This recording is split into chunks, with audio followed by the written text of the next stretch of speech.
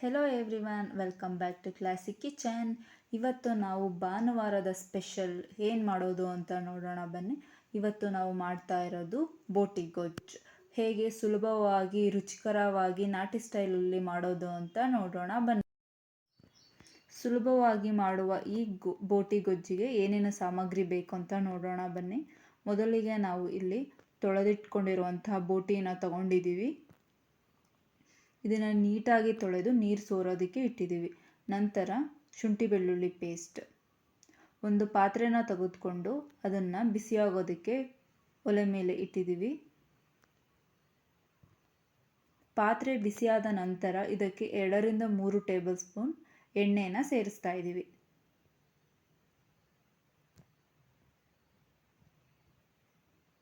ಇಲ್ಲಿ ಎಣ್ಣೆನ ಬಿಸಿಯಾಗೋದಕ್ಕೆ ಬಿಟ್ಟಿದ್ದೀವಿ. ಎಣ್ಣೆ ಬಿಸಿಯಾದ ನಂತರ ಇದಕ್ಕೆ ಶುಂಠಿ ಬೆಳ್ಳುಳ್ಳಿ ಪೇಸ್ಟನ್ನು ಹಾಕೋಬೇಕು.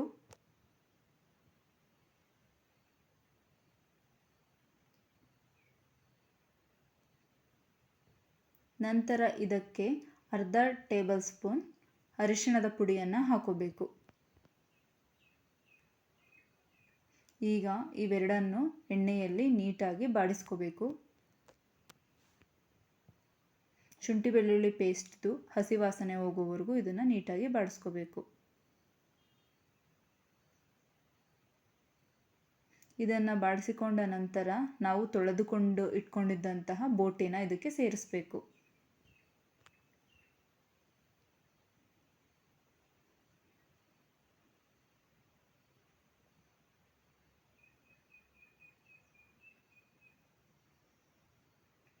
ನಂತರ ಇದನ್ನು ಶುಂಠಿ ಬೆಳ್ಳುಳ್ಳಿ ಪೇಸ್ಟ್ ಖಾರದೊಂದಿಗೆ ನೀಟಾಗಿ ಮಿಕ್ಸ್ ಮಾಡ್ಕೋಬೇಕು.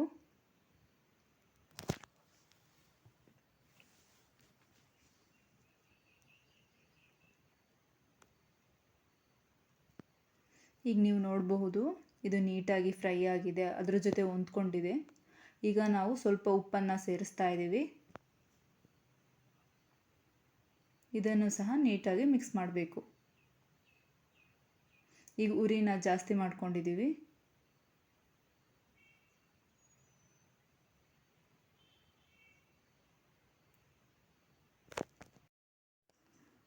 ಮೂರರಿಂದ 4 ನಿಮಿಷ ನೀಟಾಗಿ ಶುಂಠಿ ಬೆಳ್ಳುಳ್ಳಿ ಪೇಸ್ಟ್, ಉಪ್ಪು ಮತ್ತು ಅರಿಶಿಣದೊಂದಿಗೆ ನೀಟಾಗಿ ಫ್ರೈ ಮಾಡ್ಕೋಬೇಕು. ಆ ಉಪ್ಪೆಲ್ಲ ಸ್ವಲ್ಪ ಬೋಟಿಗೆ ಹಿಡಿಯೋ ಥರ.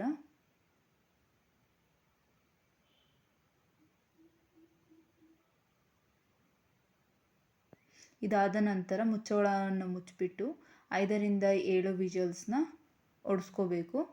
ಪಕ್ಕದಲ್ಲೇ ನಾವು ಒಂದು ಮಿಕ್ಸಿ ಜಾರಿಗೆ ತುರಿದ ತೆಂಗಿನಕಾಯಿ, ಕೊತ್ತಂಬರಿ ಸೊಪ್ಪು, 2ರಿಂದ 3 ಚಕ್ಕೆನ ತಗೊಳ್ತಾ ಇದ್ದೀವಿ. ನಾವಿಲ್ಲಿ ಮಸಾಲೆಯನ್ನು ರುಬ್ಕೋತಾ ಇದ್ದೀವಿ ಬೋಟಿಗೆ. ನಂತರ ಕಾಳುಮೆಣಸು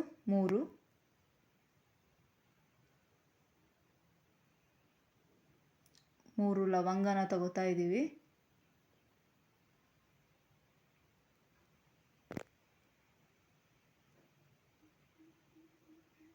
ನಂತರ ಒಂದು ಮೊಗ್ಗು,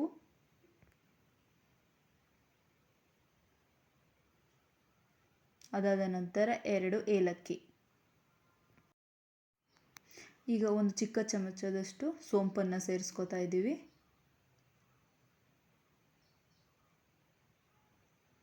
ಒಂದು ರೌಂಡನ್ನು ಆಡಿಸಿದ್ದೀವಿ ಮಿಕ್ಸಿಯಲ್ಲಿ. ನಂತರ ಒಂದು ಇಡೀ ಕಡಲೆಯನ್ನು ಸೇರಿಸ್ಕೋತಾ ಇದ್ದೀವಿ. ಇದೆಲ್ಲವನ್ನು ನೀಟಾಗಿ ಸಣ್ಣದಾಗಿ ರುಬ್ಕೋಬೇಕು. ಈ ಥರ ಇರಬೇಕು ಪೇಸ್ಟ್. ನಂತರ ಶುಂಠಿ ಬೆಳ್ಳುಳ್ಳಿ ಪೇಸ್ಟನ್ನು ತಗೊಂಡಿದ್ದೀವಿ. ನಂತರ ಆನಿಯನ್, ಟೊಮ್ಯಾಟೊ, ಮೆಣಸಿನಕಾಯಿ, ಕೊತ್ತಂಬರಿ ಸೊಪ್ಪು ಮತ್ತು ಕಸೂರಿ ಮೇಥಿಯನ್ನು ತಗೊಂಡಿದ್ದೀವಿ. ಇದು ಒಗ್ಗರಣೆಗೆ. ಬೋಟಿ 5ರಿಂದ 7 ವಿಷಲ್ ಬಂದ ನಂತರ, ಅದು ತಣ್ಣಗಾದ ನಂತರ ಅದನ್ನು ವಿಷಲ್ ಎತ್ತಿ ಅದನ್ನು ನೋಡೋಣ ಬನ್ನಿ. ಇವಾಗ ನೀವು ನೋಡ್ಬೋದು, ಇವಾಗ ಬೋಟಿ ನೀಟಾಗಿ ಬೆಂದಿದೆ. ಒಂದೊಂದು ಬೋಟಿ ಒಂದೊಂದು ಥರ ಇರುತ್ತೆ. ನೀವು ಎಷ್ಟು ವಿಷಲ್ ಬೇಕು ಅಷ್ಟು ವಿಷಲ್ಸ್ನ ನೀವು ಓಡಿಸ್ಕೋಬೋದು.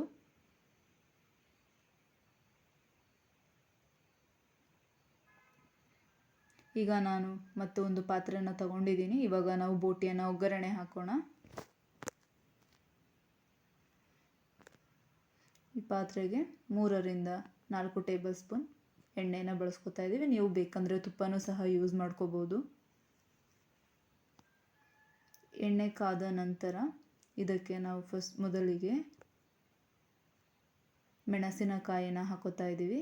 ಹಸಿರು ಮೆಣಸಿನಕಾಯಿ, ಕಸೂರಿ ಮೇಥಿ, ಅದಾದ ನಂತರ ಸಣ್ಣದಾಗಿ ಹೆಚ್ಚಿಟ್ಕೊಂಡಿರುವಂತಹ ಆನಿಯನ್, ಈರುಳ್ಳಿ ಇದನ್ನು ಸೇರಿಸ್ಕೊಂಡು ಒಗ್ಗರಣೆ ಮಾಡ್ತಾ ಇದ್ದೀವಿ. ಇದೆಲ್ಲವನ್ನು ಎಣ್ಣೆಯಲ್ಲಿ ನೀಟಾಗಿ ಫ್ರೈ ಮಾಡ್ಕೋಬೇಕು.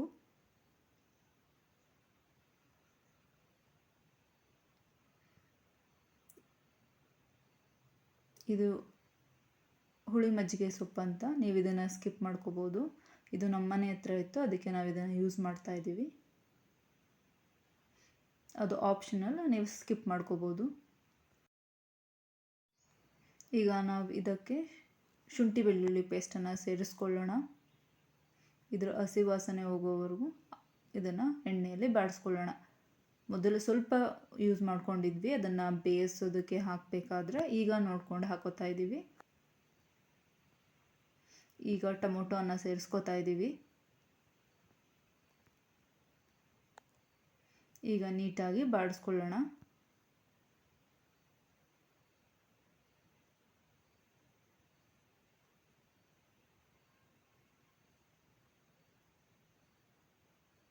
ನಂತರ ಇವಾಗ ನಾವು ಕಡಲೆಕಾಳನ್ನು ನೆನೆ ಇಟ್ಟಿದ್ವಿ, ಇದನ್ನು ಸೇರಿಸ್ಕೊತಾ ಇದ್ದೀವಿ. ನಿಮಗೆ ಎಷ್ಟು ಬೇಕೋ ಅಷ್ಟು ಕಡಲೆಕಾಳನ್ನು ನೀವು ಸೇರಿಸ್ಕೋಬೋದು.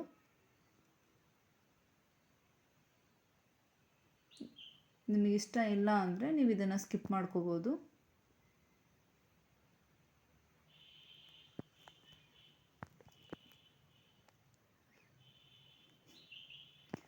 ನಾವು ಇದಾದ ನಂತರ ಬೇಯಿಸಿಟ್ಕೊಂಡಿರುವಂತಹ ಬೋಟಿನ ಹಾಕ್ತಾ ಇದ್ದೀವಿ.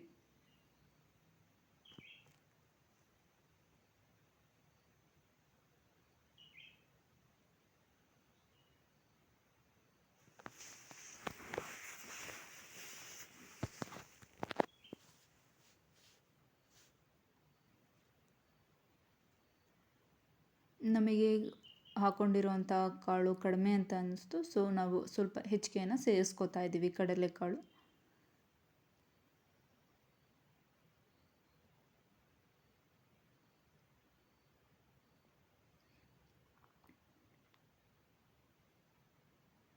ಈಗ ನಿಮ್ಮ ಖಾರಕ್ಕೆ ಅನುಗುಣವಾಗಿ ಖಾರದ ಪುಡಿನ ಸೇರಿಸ್ಕೊಳ್ಳಿ. ನಾವು ಮೊದಲೇ ಇಲ್ಲಿ ಹಸಿರು ಮೆಣಸಿನಕಾಯಿನ ಯೂಸ್ ಮಾಡ್ಕೊಂಡಿದ್ದೀವಿ, ಸೊ ನೋಡಿಕೊಂಡು ಯೂಸ್ ಮಾಡಿ. ನಿಮಗೆ ಮಸಾಲೆ ಯಾವುದಾದ್ರೂ ಬೇಕನ್ಸಿದ್ರೆ ನೀವು ಈ ಹಂತದಲ್ಲೇ ಹಾಕೋಬೋದು. ನಾವು ಯಾವುದೇ ರೀತಿಯ ಬೇರೆ ಮಸಾಲೆಗಳನ್ನು ಯೂಸ್ ಮಾಡ್ತಾ ಇಲ್ಲ. ಇದು ಮಿಕ್ಸ್ ಆದ ನಂತರ ನಾವು ರುಬ್ಬಿಟ್ಟುಕೊಂಡಿದ್ದಂತಹ ಮಸಾಲೆನ ಇದಕ್ಕೆ ಸೇರಿಸ್ಕೋಬೇಕು.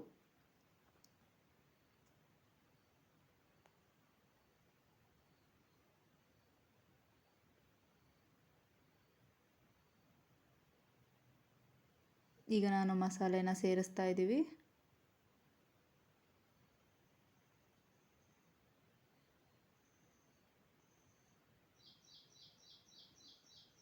ಈಗ ಚೆನ್ನಾಗಿ ಮಿಕ್ಸ್ ಮಾಡಿ.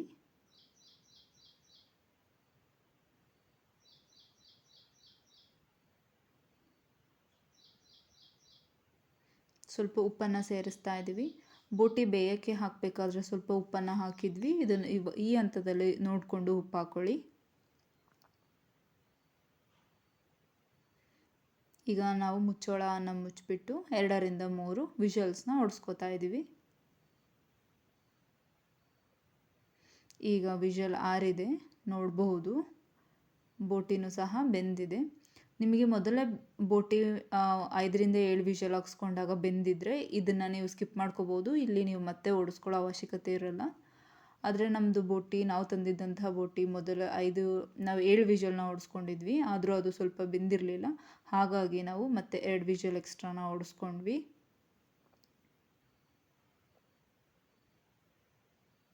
ಈಗ ನೋಡ್ಬೋದು, ಈಗ ಇದು ಆಗಿದೆ. ಈಗ ನಾವು ಸಣ್ಣದಾಗಿ ಹೆಚ್ಕೊಂಡಿರುವಂತಹ ಒಂದು ಆಲೂಗಡ್ಡೆಯನ್ನು ಸೇರಿಸ್ಕೊತಾ ಇದ್ದೀವಿ.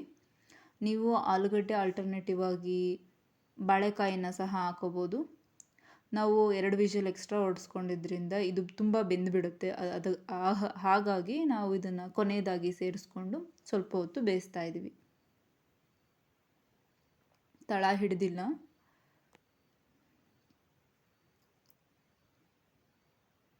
ಸೊ ನಮಗೆ ಸ್ವಲ್ಪ ಗೊಜ್ಜು ತೆಳುವಾಗಿ ಬೇಕು ಅಂತ ಅನ್ನಿಸ್ತು. ನಿಮಗೆ ಯಾವ ಕನ್ಸಿಸ್ಟೆನ್ಸಿಲಿ ಬೇಕು ಆ ಕನ್ಸಿಸ್ಟೆನ್ಸಿಲಿ ನೀವು ಮಾಡ್ಕೋಬೋದು. ಸೊ ನಮಗೆ ಇದು ತುಂಬ ಗಟ್ಟಿ ಅಂತ ಅನ್ನಿಸ್ತು ನಮ್ಮ ಮನೆಯಲ್ಲಿ ತಿನ್ನೋದ್ರ ಪ್ರಕಾರ. ಸೊ ನಾವು ಇದಕ್ಕೆ ಬಿಸಿ ನೀರನ್ನು ಸೇರಿಸ್ಕೊತಾ ಇದ್ದೀವಿ ಸ್ವಲ್ಪ ತೆಳು ಮಾಡ್ಕೊಳ್ಳೋಕ್ಕೆ.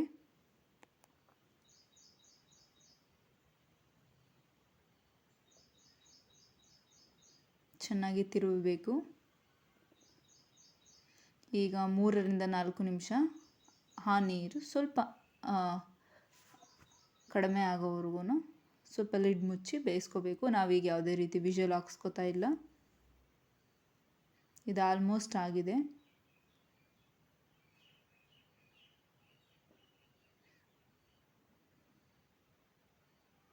ಈಗ ನಾವು ಗರಂ ಮಸಾಲೆನ ಸೇರಿಸ್ಕೊತಾ ಇದ್ದೀವಿ.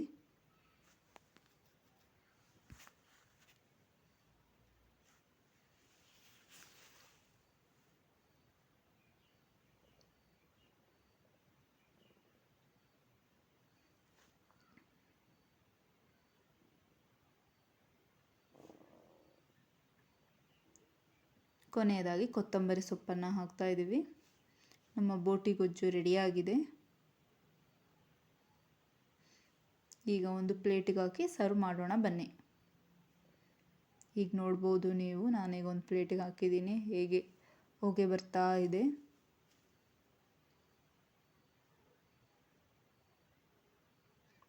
ತುಂಬ ರುಚಿಕರವಾಗಿರುತ್ತದೆ. ನೀವು ನಾನ್ ವೆಜ್ ಪ್ರಿಯರಾದರೆ ನಿಮಗೆ ತುಂಬ ಇಷ್ಟ ಆಗುತ್ತೆ.